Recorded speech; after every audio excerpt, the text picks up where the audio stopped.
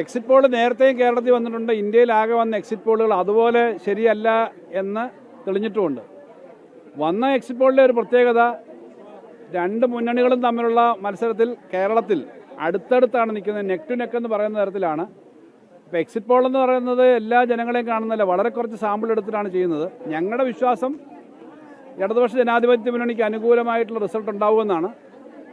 കാരണം ഞങ്ങൾ നേരിട്ട് ജനങ്ങളുമായി സഹകരിച്ച് അവരോരോരുത്തരുടെയും സംസാരിച്ച് അവരുടെ പ്രവർത്തിച്ചിട്ടുള്ള ഒരു വിലയിരുത്തലാണ്.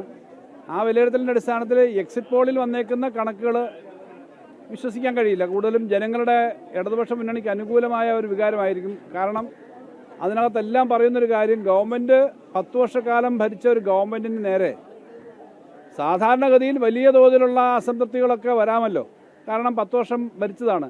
പക്ഷേ ജനങ്ങൾ വോട്ട് ചെയ്യാൻ പോകുമ്പോഴും പറയുന്നത് ഈ ഗവൺമെൻറ് ഉണ്ടായെങ്കിൽ മാത്രമേ എല്ലാ മേഖലയിലെ ആളുകളുടെ ജനക്ഷേമകരമായ പ്രവർത്തനങ്ങൾക്ക് തുടർച്ച കിട്ടൂ, അതുപോലെ തന്നെ സമാധാനം ഉണ്ടാവൂ, നാട്ടിലെ ക്രമസമാധാനം, മതനിരപേക്ഷത ഉറപ്പാക്കുന്ന കാര്യം എല്ലാം ഉള്ളത് ഈ ഗവൺമെൻറ് എന്നാണ് ജനങ്ങൾ ചിന്തിക്കുന്നതെന്നാണ് ഞങ്ങൾ മനസ്സിലാക്കിയത്.